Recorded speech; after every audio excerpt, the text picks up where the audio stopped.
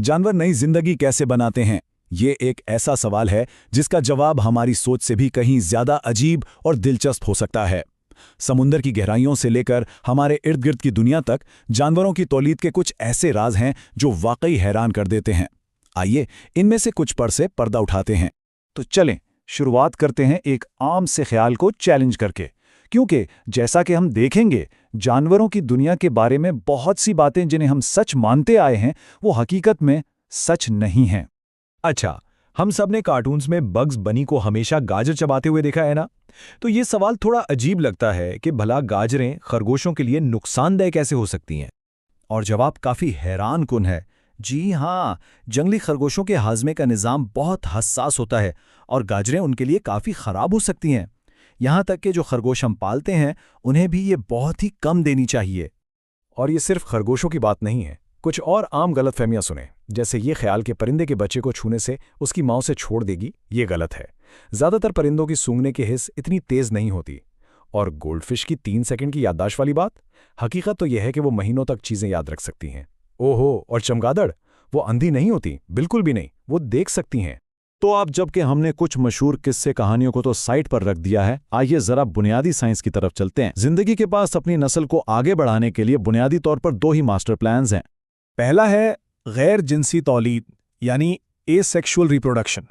इसमें एक ही वालिद या वालदा से एक नया जानदार पैदा होता है जो बिल्कुल उसी की कॉपी होता है। छोटे जानदार अक्सर ऐसा ही करते हैं। और दूसरा है जिनसी तौलीद यानी सेक्सुअल रिप्रोडक्शन। इसमें 2 जानदार मिलकर एक नया जानदार बनाते हैं, जैसे कि शेर या हम इंसान। गैर जिनसी तौलीद की एक बेहतरीन मिसाल अमीबा है। एक खुलिया बस बीच में से तकसीम होकर 2 बिल्कुल एक जैसे नए खुलिये बना देता है। इस अमल को कहते हैं बाइनरी फिजन। कितना सादा और कितना मुअस्सर है ना? दूसरी तरफ जिनसी तौलीद है, जैसे इंसानों में। यहाँ नर और मादा के तौलीदी निज़ाम बिल्कुल अलग अलग होते हैं, और फिर भी ये दोनों निज़ाम मिलकर इतने शानदार तरीके से काम करते हैं कि एक नई जिंदगी वजूद में आ जाती है। अच्छा, ये सब कैसे काम करता है उसे समझने के लिए हमें एक लफ्ज़ जानना होगा, गैमीट यानी गैमीट। ये खास तौलीदी खलिये होते हैं। नर गैमीट को स्पर्म कहते हैं और मादा गैमीट को अंडा या ओवम कहते हैं। और जब ये दोनों गैमेट्स यानी स्पर्म और अंडा आपस में मिलते हैं तो इस अमल को फर्टिलाइजेशन कहते हैं। जिनसी तौलीद में यही वो जादुई लम्हा है जहां से हर कहानी शुरू होती है।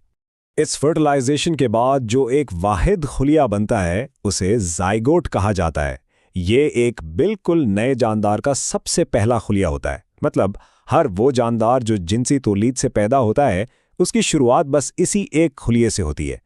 चलें, अब जबकि हम बुनियादी बातें जान चुके हैं तो अब वक्त है जानवरों की दुनिया में तौलीद की कुछ ऐसी नाकाबिले यकीन हिकमत अमलियों को देखने का जो हमारे नॉर्मल के तस्वुर से बहुत बहुत आगे हैं।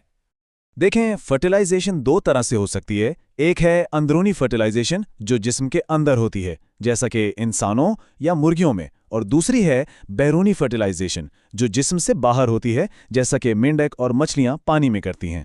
इंसानों की मिसाल लें तो अंदरूनी फर्टिलाइजेशन के बाद ज़ाइगोट एक एम्ब्रियो बनता है और माँ के रहम यानी यूटेरस के अंदर महफूज तरीके से बड़ा होता है। लेकिन तमाम जानवर ऐसा नहीं करते।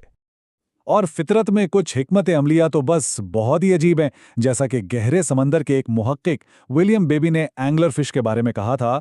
ये सरासर अफसाना लगता है जिस पर यकीन करना नामुमकिन है जब तक कि हम खुद इसका सबूत न देख लें। तो एंगलर फिश में ऐसा क्या खास है? इसे समझने के लिए हमें सेक्सुअल डायमॉर्फिज्म को समझना होगा। ये वो हालत है जब एक ही नस्ल के नर और मादा एक दूसरे से बहुत ज़्यादा मुख्तलिफ नज़र आते हैं, सिर्फ तौलीदी आज़ा में ही नहीं बल्कि साइज़ और शक्ल में भी। और इसकी एक ऐसी मिसाल है जो होश उड़ा दे। एंगलर फिश की एक किस्म में मादा नर से 5 लाख गुना, जी हाँ 5 लाख गुना ज़्यादा वज़नी हो सकती है। ये सेक्सुअल डायमॉर्फिज्म की इंतहा है। तो फिर यहाँ तौलीद कैसे होती है? होता यह है कि वो छोटा सा नर अपने बड़ी आंखों और नथनों से बहुत बड़ी मादा को ढूंढता है, फिर वो उसे काटकर उसके साथ चिपक जाता है। आहिस्ता आहिस्ता उसकी जिल्द और खून का निज़ाम मादा के साथ एक हो जाता है और वो हमेशा के लिए एक तुफेली की तरह उससे जुड़ जाता है, जिसका वाहिद काम स्पर्म पैदा करना होता है ना जी? चलें, इन तमाम हैरतअंगेज़ तरीकों से जब एक फर्टिलाइज्ड अंडा बन जाता है तो आगे क्या होता है?